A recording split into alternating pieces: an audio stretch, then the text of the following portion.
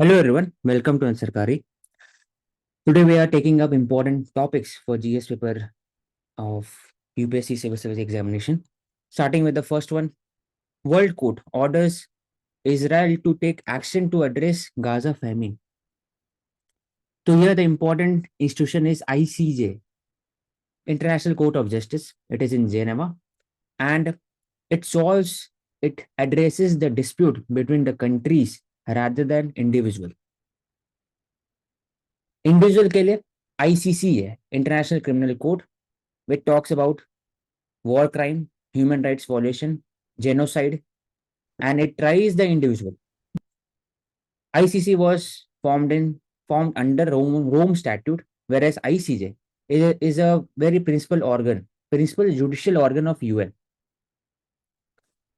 तो अगर जजेस की बात किया जाए तो 15 जजेस होते हैं इसमें आईसीजे में.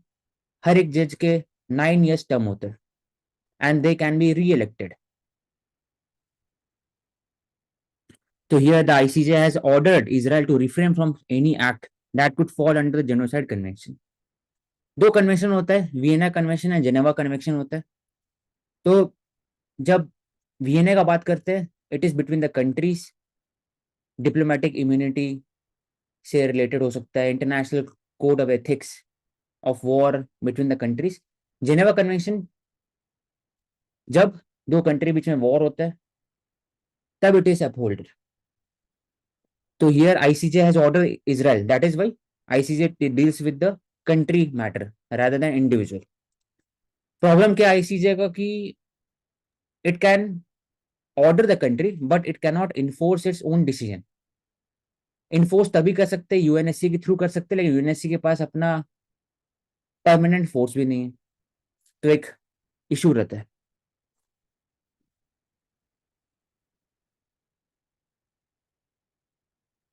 Sky root Aerospace successfully test fire stage 2 of Vikram 1 launch vehicle in Andhra Pradesh, Sriharikota. Andhra Pradesh, Sriharikota is important location for the launch site. It is close to the equator and it offers a best suitable position to launch the vehicle. Energy बचता है उससे, fuel efficiency बढ़ता है, और second की waste bay of Bengal के just बगल पे. तो कुछ भी अगर प्रॉब्लम होता है तो जो लॉन्च व्हीकल है it will fall into the Bay of Bengal. It will not hurt the common citizen in the hinterland. तो Skyroot aerospace is a private body. India में जो इसरो है, it is talking about long term कि कैसे private sector को include करें. तो उसी के लिए एनएसआईएल इंपॉर्टेंट इंस्टीट्यूशन है that deals with the private sector और उनका कैपेसिटी बिल्डिंग. तो Skyroot aerospace.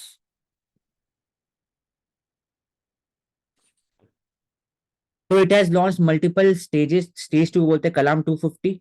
It has a high strength carbon composite rocket motor which uses solid fuel. High performance ethylene propylene.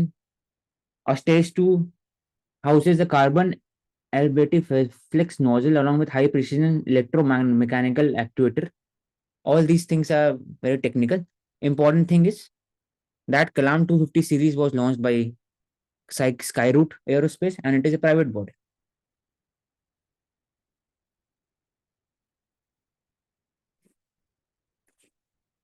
Regarding the elephant corridor plan, we discussed back then that there is increase in the wildlife animal conflict, wildlife human conflict, and regarding that, Kerala has initiated a plan to tackle it under the state disaster management plan.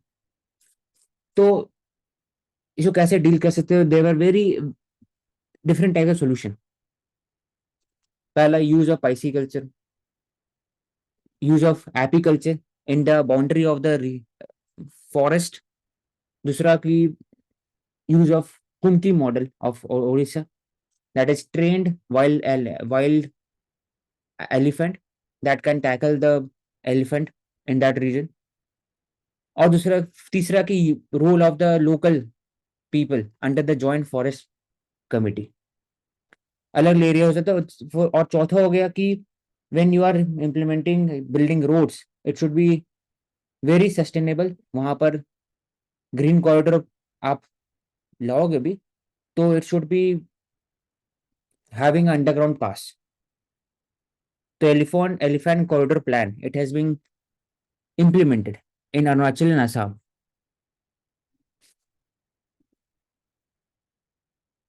उससे के लिए national board for wild life important institution है, statutory body under the wild Kaushik, life act 1972।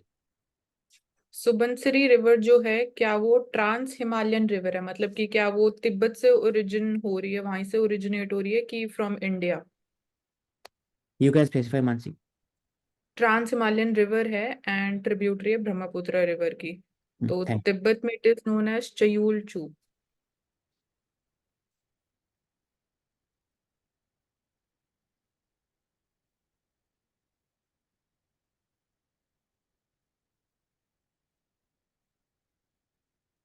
तो इसमें देखा Yes, है, that's all. members of wildlife board have concluded that this corridor is important because it acts as a east and west movement of the elephant across the Subansiri river. वो increase in the movement, तो फिर जो elephant है, they will not enter into the urban spaces, or the genetic diversity of the elephant will be preserved.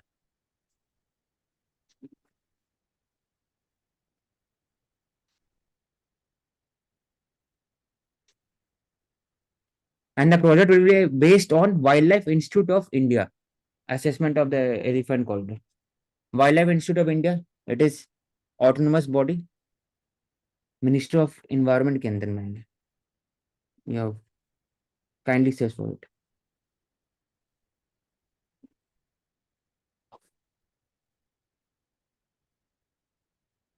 It is based in Dehradun, Ministry of Environment, Forest and Climate Change के अंदर में आता है, 1982 में बना. It carries wild life institute, नाम है institute है, तो वाइल्ड लाइफ रिसर्च करते हैं in the endangered species, wildlife policy, management, eco development, habitat, ecology, climate change. तो जो इंडियन एलिफेंट है उसका IUCN status is endangered. And when we compare it with the African elephant species, so it is smaller in size and जो back head is more convex. तो थोड़ा highest body point उसके head पे है, and ये यही fact है. तो we see कि Indian elephant is native to mainland Asia with nearly 3/4 of the population in India. और बाकी कंट्रीज में मिलता है, लाइक सब कॉन्टिनेंट रीजन में, Nepal, Bangladesh, Bhutan, Myanmar, south east Asian countries में भी. एंड हैबिटेट, तो it inhabits grasslands, dry deciduous, moist deciduous, evergreen and semi evergreen forest. And China में there is very small population. और सबसे ज्यादा इंडियन एलिफेंट मिलते हैं कर्नाटका में, फिर केरला में. तो it is classified as mega herbivore. Mega मतलब because of its size, and herbivore animal. Yes. Manipur, order on working Easter changed after backlash. This showcases the role of the local administration to maintain law and order in the situation. So it had declared that 31st working days for smooth functioning offices in the last few days of financial year. Various Christian church bodies and student bodies have demanded its withdrawal, जहां पर Nagia, cookie, जूमी population है Christian. तो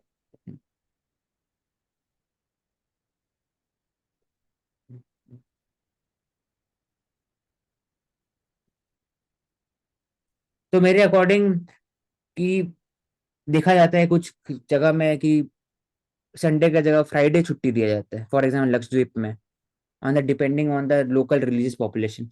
यहाँ पर ये बात हुआ है कि जो Easter Sunday a working day, it has not been change to apply only to Saturday. तो जो छुट्टी होना चाहिए, it should be universal for the whole country. Sunday अगर मिलता है गवर्नमेंट ऑफिस से, सबका संडे होता है, संडे होना चाहिए.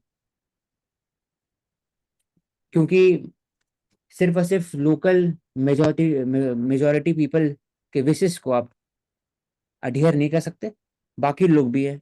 और यूनिफॉर्मिटी के कारण जो ease of access of the governance है वो बढ़ सकता है.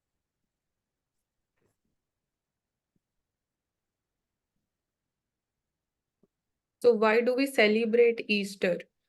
So it commemorates the resurrection of Jesus Christ, and according to Christian belief, it is that Jesus was crucified on Good Friday and rose from the death on Easter Sunday. So this demonstrates his victory over sin and death. तो after Good Friday 3 दिन बाद we are celebrating Easter Sunday. तो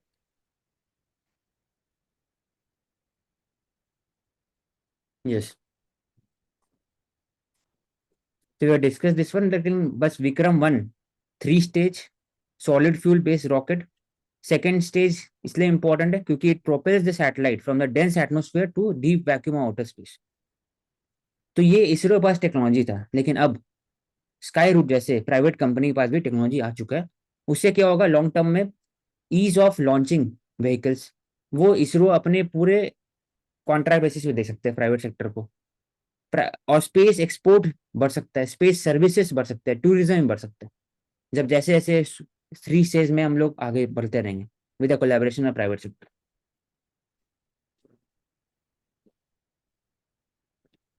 unlocking innovation, how AIIMS is nurturing startup from lab to market. जब agriculture बात करते हैं तो from farm to food, from farm to table बोलते हैं. जब स्टार्टअप की बात करते हैं, जब रिसर्च लैब का बात करते हैं, from lab to market. Problem क्यों होता है? क्योंकि लैब में आप यूसेस करते हो different types of materials, it is available, लेकिन उसको इकोनॉमिक्स ऑफ स्केल में कन्वर्ट करने में बहुत दिक्कत होता है. Most of the startup fails at this point, most of the research fails at this point, क्योंकि वो सस्टेनेबल नहीं रहेगा लॉन्ग टर्म में. तो lab to market is important keyword so that the startup culture, whether it is in deep space, precision technology या कहीं पर भी, वो सक्सेस रहे long term. For example AIIMS है तो हेल्थ केयर से रिलेटेड होगा, तो क्या क्या हो सकता है इसमें? तो वेरेबल डिवाइस जो कोविड-19 सिम्टम को भी सेल्फ डायग्नोस कर सकता है. फ्यूचरिस्टिक प्रोग्राम, तो जैसे आईआईटी बात करते हैं, बाकी सब इंपॉर्टेंट डीप टेक एरियाज में, तो एम्स भी कर सकते हैं. सिर्फ और सिर्फ डॉक्टर का बात या फिर रिसर्च की बात नहीं कर, टेक्नोलॉजी को भी इंक्लूड कर सकते हैं. इसे उन्होंने model on the IIT program, the countries के जो प्रीमियर इंस्टीट्यूशन है medical, they have joint hands with a young entrepreneur to develop healthcare related products. क्या क्या चीज इसमें? Digital microscope, scanning high resolution image, AI automated biopsy के लिए important होगा. Wearable devices, stem cell formulation for wound, air filtration technology. और भी institution है, for example BIRAC, biotechnology industrial research assistant council. When you talk about the biotechnology part in GS paper 3, BIRAC plays a very important role. It is under the DBT, Department of Biotechnology, under the MOST, Ministry of Science and Tech. Role of the CDCSO comes into play.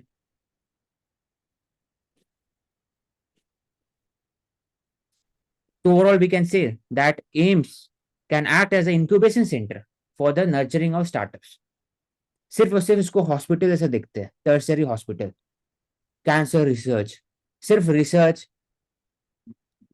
Capacity building of doctors, training of the nurses, वैसे देखा जाता है. लेकिन AIIMS को अब startup culture हिसाब से देखा जाएगा in the health sector. BIRAC is not for profit public sector enterprise under Department of Biotechnology, and this is an important interface between industry and academia. तो मेजर वो ये कि क्वालिटी एंड अफोर्डेबल प्रोडक्ट्स को आगे कैसे हम innovatively लेके आ सकते हैं इन market. Household across the world waste 1 billion meals a day, says UN report. UNEP और WRAP जो UK based non profit body है, उन्होंने एक स्टडी की. एक और औशिक एक टारगेट है BIRAC का. the aim is to play transformative and catalytic role in building a $100 billion Indian bioeconomy. तो $100 billion is the target. Bioeconomy. ठीक है, that's all. UNEP and WRAP, it is a UK based non-profit body. They have jointly studied on the food waste index. It said that 1 billion meals a day is being wasted. और waste को कम करने के लिए क्या करना चाहिए? Mostly they are in rich country, high household income, कि मंगाते हैं और फिर फेंक देते हैं. तो क्या करना चाहिए? पहली बात है कि फ्रेश फूड का कंजम्पशन बढ़ाना चाहिए, प्रोसेस फूड में वेस्टेज ज्यादा होता है, फ्रेश फूड कंजम्पशन कंजम्पशन।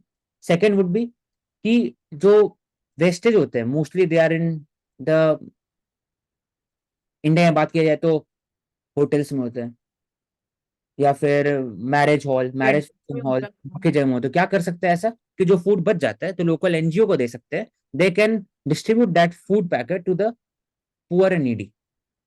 ये एक काम हो सकता है अगर वेस्टेज को कम करना है तो। दूसरा कि एक और तरीका है कि प्रोसेस फूड से अगर बात किया जाए तो डिस्काउंट कल्चर है ई कॉमर्स और बाकी सब में, जैसे जैसे सामने आता है वैसे वैसे डिस्काउंट बढ़ जाता है ताकि जल्दी से जल्दी वो सेल हो जाए। और ये भी बोला जा रहा है कि करंटली जो फूड वेस्ट है it is not a part of NDC जो नेशनली डिटर्मिन्ड कॉन्ट्रीब्यूशंस है, तो it should be made a part of that also, ये highlight even because it is related to climate change also कहीं ना कहीं, because जो additional food है वो वेस्ट हो रहा है तो it eight is to ten creating a burden. Percent होगा जीएजी एमिशन, 8 से 10% जीएजी एमिशन बढ़ाता है फूड वेस्टेज। और एनडीसी में हमेशा बात करते हैं CO2, CH4, मीथेन एक्सेट्रा, लेकिन फूड लॉस एंड वेस्ट को भी इंक्लूड करना चाहिए एनडीसी में। तो you can just write NIA statutory body, 2008 act, it was formulated after 26/11। और प्राइमरी रोल क्या है कि speed trial on the matter of national security, terrorism cases, और हर उनका power approximately same to FBI है जो यूएस में। It can take suo motu cases, it can arrest people across the country without taking permission from the state, because national security की बात होता है, ह्यूमन ट्रैफिकिंग, न्यूक्लियर प्लोरिफिलेशन, फिर वेपन्स ऑफ मास डिस्ट्रक्शन का बात होता है, बायोलॉजिकल वेपन, हर चीज में इनका मैंडेट ज्यादा। तो फास्ट ट्रैक कोर्ट बैठते हैं और इनको पावर सिर्फ एनआईए की तरह, एनआईए एक्ट से नहीं मिलता, इनको यूआपीए से मिलता है। तो important institution NIA. and it is under the Central Counter-Terrorism Law Enforcement Agency in India. तो conviction rate is at 90%. Highest conviction rate है, सबसे कम सीबीआई, ईडी, बाकी का कम है, इसका सबसे ज्यादा। And it is not just only like terrorist cases से related, it also deals in combating LWE also. सब चीज, And जो एलडब्ल्यू भी, inter state human issues, trafficking हाँ भी है, न्यूक्लियर इंटरनेशनल लिंकेजेस प्रोलिफरेशन, भी जो। सब चीज। हम्म। पायरेसी में काम कर सकते हैं, हर एक चीज जो भी इंडिया का नेशनल हाँ। सिक्योरिटी, मतलब एक हो गया कि नेशनल सिक्योरिटी, दूसरा होगा कि जो इंडियन सिटीजन और बाकी जो इंडियन के जो प्रॉपर्टीज है वर्ल्ड वाइड, इंडिया के प्रॉपर्टी है, उनको अगर हार्म होता है, कोई शिप पर अटैक होता है, तब भी एनआईए केस उठा सकते हैं। Extra judicial, extra territorial judicial, extra territorial जुडिक्शन है एनआईए कोड का, बाकी दिया गया। बाकी उनका मैंडेट दिया गया एनआईए एक्ट 2019 के अंदर में, एक दूसरे कंट्री के साथ कोलैबोरेट कर सकते हैं। फॉर एग्जांपल ईस्टर बॉम्बिंग उन्होंने किया, एफबीआई के साथ एनआईए ने किया कोलैबोरेशन। तो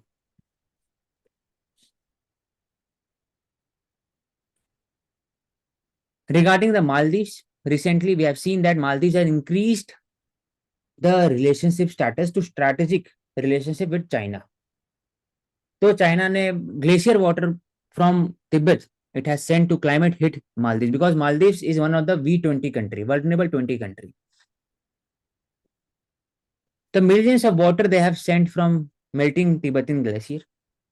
तो ये क्या सस्टेनेबल सोल्यूशन है मालदीव्स के लिए? नहीं है सोल्यूशन, क्योंकि mineral water it is very costly, उसको ट्रांसफर किया जाएगा। सबसे बड़ा सस्टेनेबल सोल्यूशन होगा जो इंडिया काम कर रहा है यूएई के साथ, डीसैलिनेशन प्लांट चेन्नई में और गुजरात में, वैसे ही मालदीव्स कर सकते हैं। उसके लिए जो बिग नेबर जो बगल में इंडिया है उनके रिलेशनशिप बढ़ाना होगा।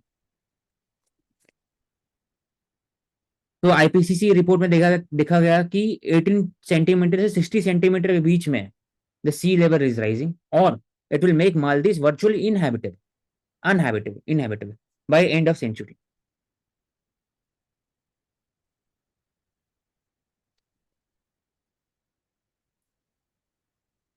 AFSPA, अफ्स्पा आर्म्ड फोर्स नाम से, armed force special powers act, it is in force under 19 AFSPA act 1958। एक बार सर्च करना, 1958 में हुआ था। हाँ यही It was 1950। specifically targeted to deal with the insurgency in the north east region, क्योंकि वहां पर नागास क्राइसिस हुआ था, इसलिए उसके बाद अफ्स्पा को बाकी जगह भी इंक्लूड किया गया, इन पंजाब इंसर्जेंसी, कश्मीर। और अफ्स्पा का मैंडेट यह है कि जो वो एक बड़े जगह में भी कर सकते हैं, एक छोटे स्टेट के अंदर में एक लोकल बॉडी इतने एरिया में भी कर सकते हैं, अफ्स्पा लागू कर सकते हैं। उसमें जो मिलिट्री रोल बढ़ जाता है अफ्स्पा में, कि डिटेन कर सकते हैं किसी को भी। मिलिट्री जो ऑफिशियल्स है, they take over the command of the local region. वो छोटा एरिया का भी हो सकता है। और देखा जाए तो they have the power to detain anyone, they can punish anyone if they are violating the law and order. और shoot at sight orders shoot होते एंड हैं साइड भी होता है, तो हाँ यस, शूट एंड साइड भी कर सकते हैं।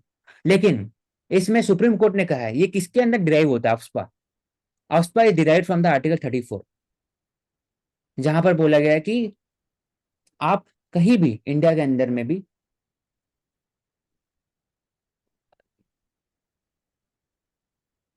एक वर्ड है, I can not remember right now, वो इन्फोर्स कर सकते हैं, जिसमें लेकिन उसमें आर्टिकल 21 जो है, right to liberty, right to life and liberty, वो बंद नहीं होगा।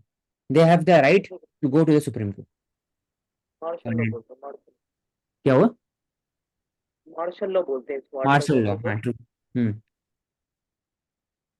और यहाँ पे एक है मतलब जो कीवर्ड है बोला जा रहा है कि it is enforced in areas जो डिस्टर्ब्ड एरियाज डिक्लेयर कर दिए जाते हैं। तो अंडर दिस एक्ट वंस मतलब इसके लिए भी disturbed area special courts act 1976 है। तो once the area is declare disturb, the area has to maintain status quo for a minimum of 3 months।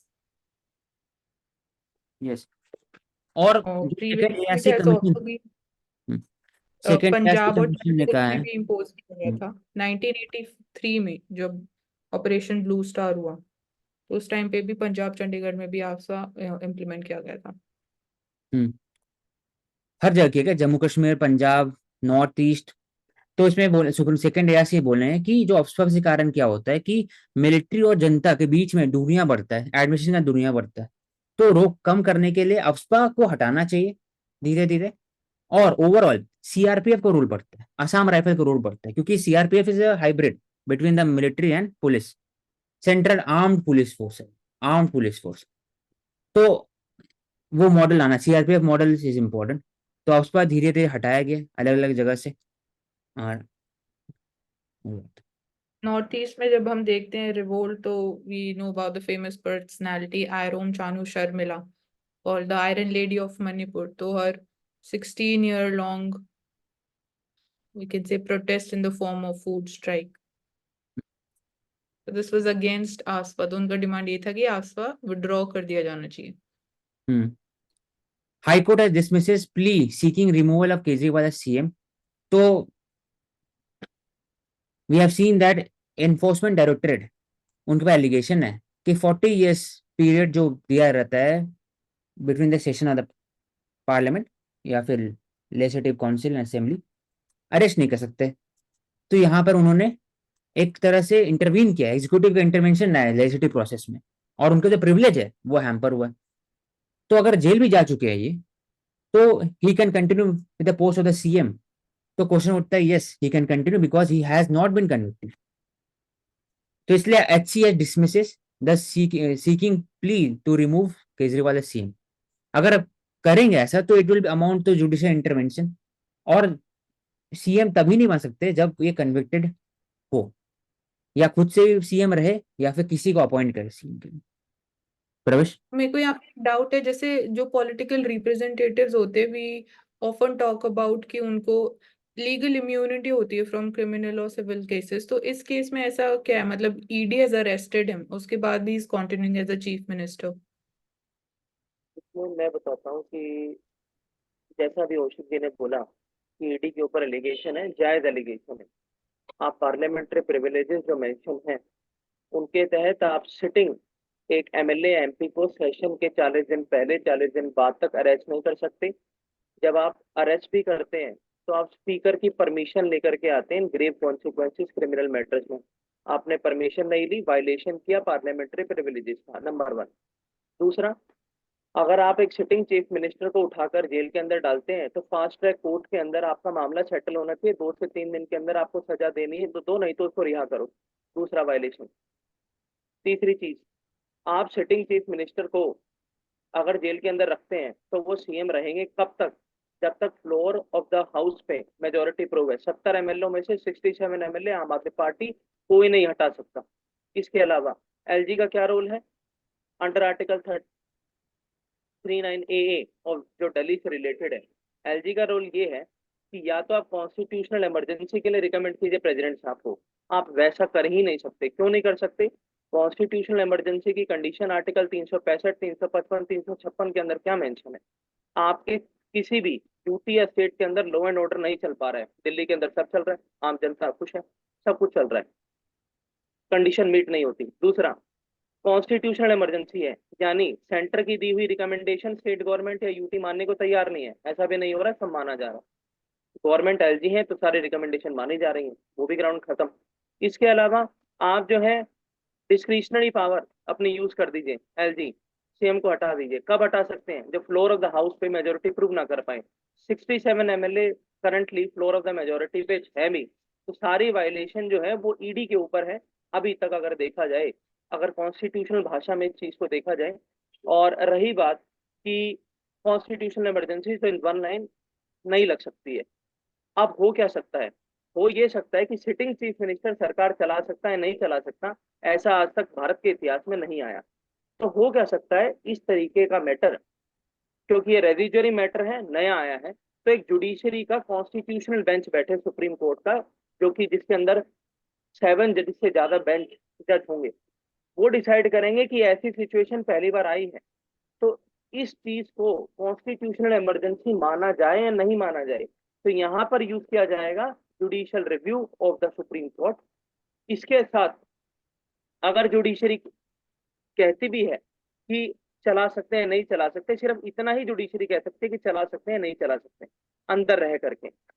और रही बात पीएमएलए जिसके अंदर मेंशन है, तो आप that is the part of जो हमारा ट्रायल चल रहा है, लेकिन उसमें यही बात है कि आप जो ट्रायल चलाते हैं, फास्ट ट्रैक कोर्ट का प्रावधान है पीएमएलए के अंदर, और आप जो है उसको जल्दी से जल्दी करना होता है। लेकिन यहाँ पर हम डिले देख रहे हैं जिसका सिंपल सा डायरेक्ट रिलेशन पार्टीशन पॉलिटिक्स की तरफ दिख रहा है।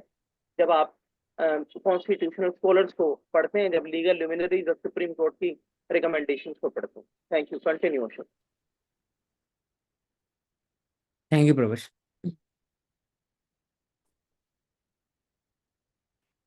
Bombing continues in Gaza as US says Israel is ready to restart talks. तो इसमें यही बोल सकते हैं कि until unless there is a consensus between the big countries, Saudi Arabia, Iran, because Iran is supporting the Hamas, Houthi rebels, Hamas, etc. और Israel supported by the US. बाकी बीच में नेगोशिएशन होगा, कंसेंसस होगा, तभी जाकर के two state solution between the Palestine and Israel will come into place. India का stand ये रहा है, 3 दिन पहले जयशंकर जी ने कहा है कि Palestinian have been denied rights to establish a separate state. तो उनका ये कहना इसलिए, तभी वो in spite of relationship with Israel उन्होंने प्रिंसिपल स्टैंड लिया। Child accused of POCSO offence to be tried as per JJ act. POCSO नाम से protection of children from sexual offences act, stringent provision है, इसके अंदर में डेथ पेनल्टी भी है to tackle the rape cases, sexual harassment against the children. इसमें लेकिन प्रॉब्लम क्या होता है कि फॉर एग्जांपल कोई कंसेंसस रिलेशनशिप है, 13 ईयर्स ऑफ एज की लड़की है, 16 साल के लड़के हैं, दोनों बीच में संबंध हुआ, तो जब उसके माता पिता होते हैं 13 ईयर्स वाले, वो बोलते हैं कि इन्होंने रेप किया ऐसे, तो फिर जाकर के एफआईआर दर्ज कराते हैं। तो 16 साल के लड़के होते हैं, उसके ऊपर में लगता है पॉक्स को, अब वो जेल चल जाते हैं। तो इसी में उन्होंने बताया कि ऐसा लगना नहीं चाहिए, क्योंकि वो बच्चे हैं, हो सकता है ना कि वो रिलेशनशिप में बॉयफ्रेंड गर्लफ्रेंड हो, तो ऐसा लग नहीं सकता। तो केरला हाईकोर्ट ने बोला कि जो केसेस होगा पॉक्सको का, if it is less than 18 years of age, क्योंकि जे बात करते हैं जुवेनाइल जस्टिस एक्ट, नाम में ये जुवेनाइल जस्टिस, 18 ईयर से नीचे जो बच्चे हैं उनको अगर जस्टिस देना है तो ये एक्ट के अंदर में आते हैं, उससे ऊपर नॉर्मल क्रिमिनल प्रोसीजर होता है। तो उसके अंडर में केरला हाईकोर्ट ने बोला कि the children if it is he she is 18 years of age के नीचे, then POCSO will be treated as per J act. हमारे जो चीफ जस्टिस ऑफ इंडिया है वो भी बात कर रहे हैं कि मोस्ट ऑफ द केसेस पॉक्सको है वो सिर्फ और सिर्फ 18 साल से नीचे वाले के ऊपर है, तो वो नहीं लगना चाहिए, जे एक्ट उस पर लगना चाहिए, केयर एंड प्रोटेक्शन ऑफ और चिल्ड्रन। यहाँ पर जो जुवेनाइल जस्टिस एक्ट और पोस्को एक्ट है, दोनों के अंदर खामियां जो आपने बताई बड़ी अच्छी से। इसी के साथ मैं एक दो पॉइंट जोड़ना चाहता हूँ कि जुवेनाइल जस्टिस एक्ट 16 साल के बच्चों से नीचे लगता है। 2016 के अंदर एक्ट आया। जुवेनाइल जस्टिस एक्ट के अंदर और पोस्को एक्ट के अंदर हल्का सा डिफरेंस क्या है कि जुवेनाइल जस्टिस एक्ट आपको रिहैबिलिटेशन करने की बात करता है। जुवेनाइल जस्टिस एक्ट बोलता है कि बच्चों से गलती हुई है, इसको रिहैबिलिटेशन किया जा सकता है। दोनों को रिहैबिलिटेशन सेंटर में रखा जाए, जिसकी गलती है विटनेस बनाया जाए। माँ बाप की एजुकेशन डिग्री तक रखी जाती है जेल अथॉरिटीज के पास कि अगर आपके बच्चे ने दोबारा ऐसा किया तो फिर आपकी डिग्री भी जाएगी, बेल आउट नहीं हो पाएगा, और दूसरा आपके बच्चे को सजा दी जाएगी 18 साल के बाद, पूरे कानूनी प्रावधान उनके अंदर। इसके अलावा हम यहाँ देखते हैं कि चैलेंज क्या है। चैलेंज ये है कि ये एक्ट आने से कहीं ना कहीं यहाँ पर भी हम देखते हैं कि जेंडर सुपीरियोरिटी की बात आ जाती है। जब हम बात करते हैं जेंडर इक्वालिटी की, तो लोग कहीं ना कहीं जेंडर इक्वालिटी की बात करते करते थोड़ा सा ट्वीक होकर जेंडर सुपीरियोरिटी की बात करने लग जाता है, जहाँ पर वुमेन को कुछ ज्यादा प्रेफरेंस दे दिया जाता है। तो we are talking about the gender equality, feminine equality, लेकिन कहीं पर उसके एक चैलेंजेस है। कैसे?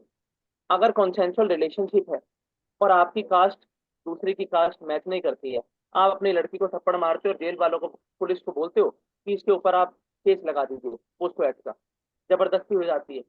इसमें जो आप कहीं ना कहीं जब रिलेशन हो रहा था तब आपने अपने बच्चे को नहीं रोका, बाद में जब हो रहा है तो दूसरे के बच्चे का करियर भी खत्म करवा देते हो आप। तो कहीं ना कहीं बात यहाँ पर यही होनी चाहिए जो जे एक्ट के अंदर बात की गई है कि मेडिकल काउंसलर अपॉइंट किए जाएंगे, जो लड़की से भी पूछताछ करेंगे, लड़के से भी करेंगे, किसकी गलती क्या गलती है। दूसरा, रिहैबिलिटेशन सेंटर होगा। तीसरा, जुवेनाइल जस्टिस एक्ट के अंदर आपको जब रखा जाएगा तो आपके पुलिस वाला जो आपको एफआईआर रजिस्टर करेगा, उसके बाद आपको जो असिस्टेंस करने के लिए मेडिकल पैरामेडिकल स्टाफ होगा, सारा उसकी ट्रेनिंग कराएगी भारत सरकार, अलग अलग स्टेट सरकार की, किस तरीके से चाइल्ड सेंसिटिव तरीके से आपको मैटर को डील करना है, ताकि दोनों बच्चों की जो जीवन है उसमें कहीं ना कहीं उनका करियर खराब ना हो। Thank you. ठीक, थैंक यू। और एक और पॉइंट, यहाँ पे अमेंडमेंट हुआ था, जुवेनाइल अमेंडमेंट एक्ट 2016। तो ये बोल रहा है कि जो 16 इयर्स और ओल्डर, उससे बड़े बच्चे होंगे, they would be treated as adults for heinous offences, for example rape and murder. और एक और डेफिनेशन है हीनस ऑफेंसेस की, where the punishable, these offences are punishable with imprisonment of up to 7 years and more. तो above 16 years for heinous crimes they would be treated as adults. तो यहाँ पर क्या दिया हुआ है, section 2 of J act define child to be not less than 18 years of as.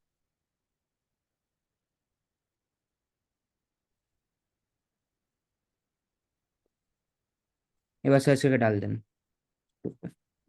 CBI files closure report in Air India leasing scandal. CBI derives its powers on Delhi Police Special Establishment Act DPSC 19 प्रवेश 46 46 46 46। तो इसमें CBI का most of the officer they are recruited, they are deputed from the IPS officer, IRS officer, उनका अपना cadre नहीं है। That is why जो conviction rate है वो इसमें कम है एज कम्पेयर टू एनआईए। तो और सीबीआई किसके अंडर में आते हैं? DOPT ministry of personnel public grievances and pensions. आते हैं। पहले एमएचए के अंडर। एमएचए के अंदर। The deflator problem regarding the prices index, consumer price index और बाकी सब में, तो उसमें डिफ्लेटर को यूज कर सकते हैं कि नहीं फॉर कैलकुलेशन ऑफ जीडीपी। तो old GDP measurement methodology estimates real GDP on the basis of index of industrial production. लेकिन न्यू मेथोलॉजी जो अडॉप्ट हुआ जिसमें बात किया जाता है कि deflators become very crucial for calculation of GDP, लेकिन इसमें प्रॉब्लम है।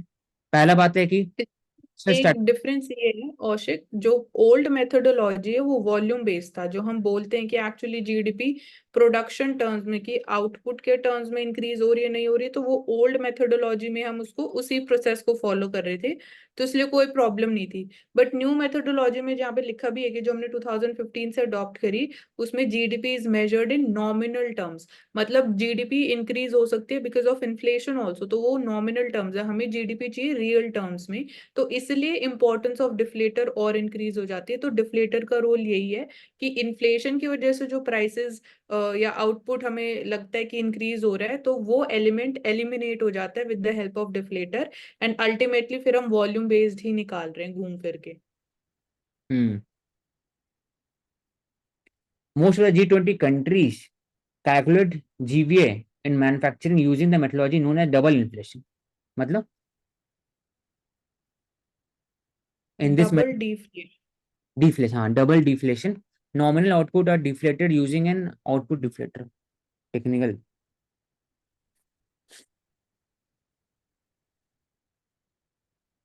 तो डबल डिफ्लेशन मेथड जहाँ पे gross value added is measured at constant prices, constant prices means जो बेस ईयर के प्राइसेस हैं, by subtracting the intermediate consumption at constant prices again from the output at constant prices। तो constant prices use हो रहे हैं, तो यहाँ पे ग्रॉस वैल्यू एडेड कैसे हम कैलकुलेट कर सकते हैं, जो इंटरमीडिएट गुड्स हैं उनकी वैल्यू हमें एलिमिनेट करनी पड़ेगी, क्योंकि इंटरमीडिएट गुड्स फाइनल गुड्स नहीं है, तो वो ग्रॉस वैल्यू एडेड में उनको इंक्लूड नहीं किया जा सकता। तो आउटपुट कांस्टेंट प्राइसेस में से इंटरमीडिएट गुड्स की वैल्यू एट कांस्टेंट प्राइसेस उसको एलिमिनेट किया जाता है सबट्रैक्ट करके। तो that's how we get gross value added at constant prices through this method of double deflation।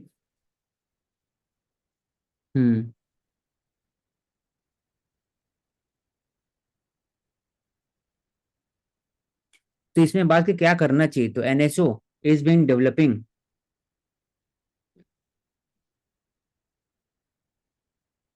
CPI series to deflate the nominal value added. CPI is closer to a producer prices than the WPI wholesale. Wholesale में service sector में आता है, CPI से CPI हाँ में आता है, मतलब तो मोर एक्यूरेट होते हैं CPI as compare to, from the consumer perspective CPI more accurate होता है। और तो इसमें ये नॉमिनल वैल्यू एडेड तो आगे, लेकिन नॉमिनल है, रियल टर्म्स के लिए अब सीपीआई के थ्रू हमें इन्फ्लेशन पता लग जाएगी, तो again that can be subtracted from it.